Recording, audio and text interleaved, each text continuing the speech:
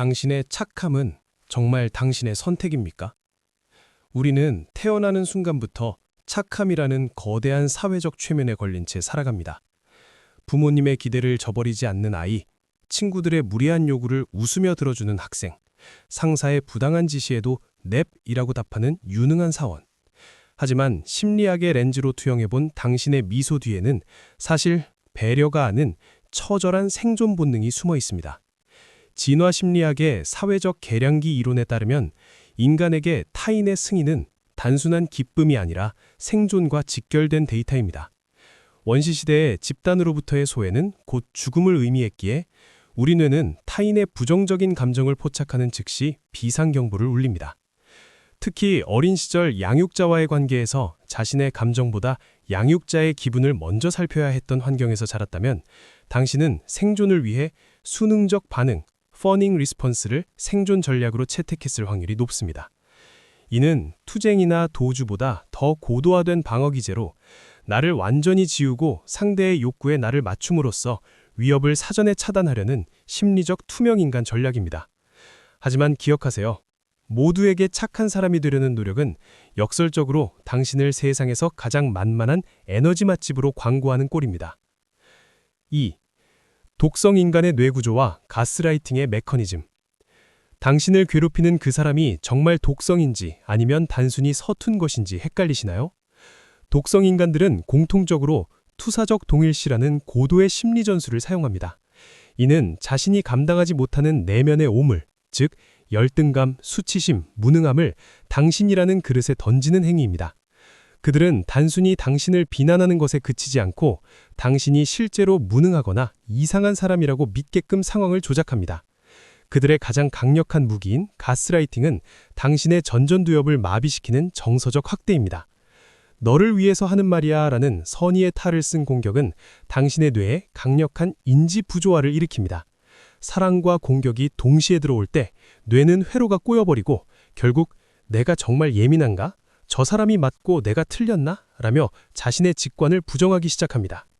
뇌과학적으로 볼 때 지속적인 가스라이팅은 공포를 담당하는 편도체를 과활성화시켜 이성적 판단을 내리는 전전두엽 피지를 위축시켜 당신이 그들의 지배 없이는 사소한 결정조차 내릴 수 없는 심리적 감금 상태로 몰아넣습니다. 그들은 당신의 에너지를 빨아먹는 심리적 뱀파이어이며 당신의 자존감은 그들의 자양분입니다. 3.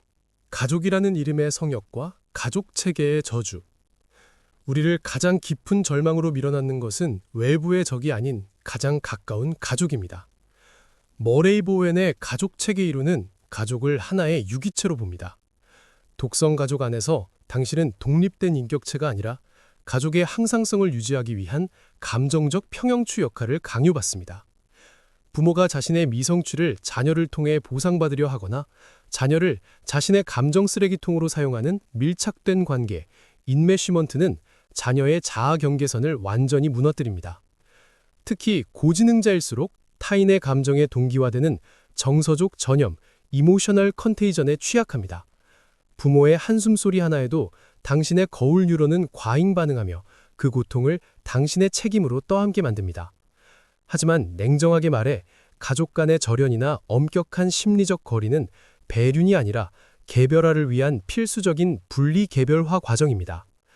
가족인데 어떻게 그래? 라는 사회적 통념은 당신을 감옥에 가두는 간수의 목소리일 뿐입니다.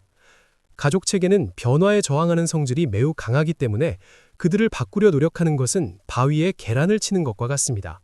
당신이 할 수 있는 유일한 생존 전략은 그들의 영향력 대역폭 밖으로 당신의 물리적, 심리적 영토를 완전히 옮기는 것뿐입니다.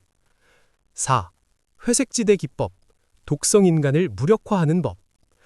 행동주의 심리학의 강화 이론에 따르면 독성 인간들은 당신의 고통스러운 반응을 보상으로 여깁니다. 당신이 해명하거나 억울해하거나 울며 매달릴 때 그들의 뇌에서는 도파민이 분출됩니다. 즉, 당신의 반응이 그들의 공격성을 강화하는 꼴입니다. 이때 당신은 아무런 보상값도 주지 않는 조작적 조건화의 소멸 상태를 만들어야 합니다. 길가에 굴러다니는 아무 특징도 없고 재미도 없는 회색 돌이 되는 것입니다. 질문에는 단답형으로만 응대하세요. 당신의 즐거운 일상이나 슬픈 고민을 절대 그들과 공유하지 마세요. 당신의 모든 정보는 나중에 반드시 당신의 목을 겨누는 무기가 되어 돌아옵니다. 어떤 도발에도 하품이 나올 정도로 지루하다는 듯한 태도를 유지하는 것. 반응이 사라지면 그들의 뇌는 보상체계가 작동하지 않음을 깨닫고 결국 다른 먹잇감을 찾아 떠날 것입니다. 이것은 지는 것이 아니라 당신의 소중한 인지자원을 한 방울도 낭비하지 않고 적을 퇴치하는 최고 수준의 전략적 승리입니다. 5. 분노의 생물학. 당신의 경계를 지키는 충직한 경비견. 많은 착한 사람들이 분노를 나쁜 감정 혹은 수준 낮은 감정이라고 교육받습니다. 하지만 안토니오 다마지오의 신체 표지 가설, 소마틱 마커 하이포테시스에 따르면 분노는 당신의 영토를 지키는 충직한 생물학적 경비견입니다. 누군가 당신의 허락 없이 경계선을 침범했을 때 신체가 먼저 보내는 강력한 비상신호주요.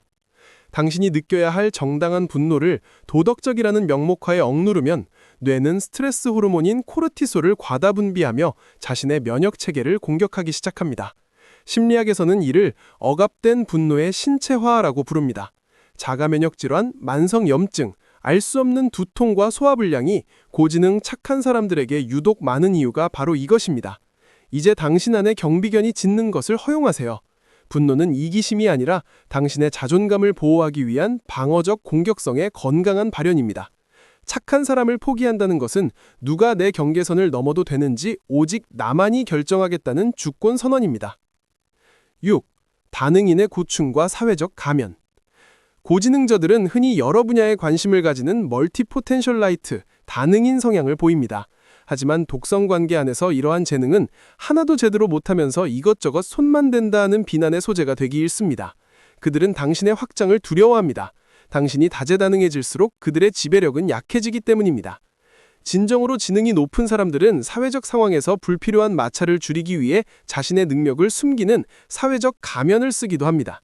하지만 이 가면이 너무 오래 지속되면 진짜 나와 연기하는 나 사이에 괴리가 발생하여 가짜 자기에 함몰될 위험이 있습니다.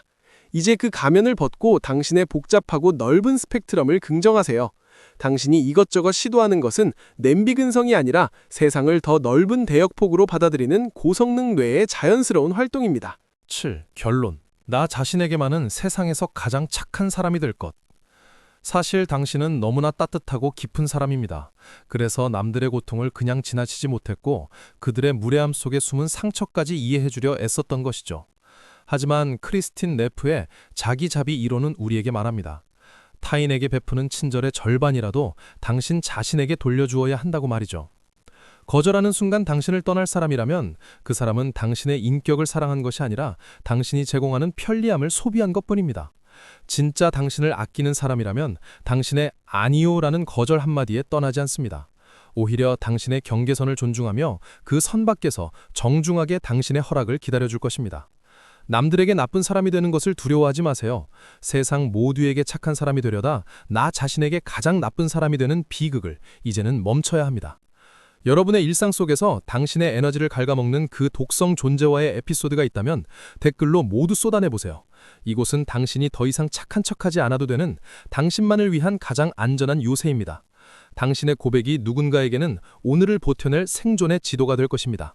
당신의 평온한 일상과 단단한 경계선을 진심으로 응원하는 0.5초 심리학이었습니다. 시청해주셔서 감사합니다.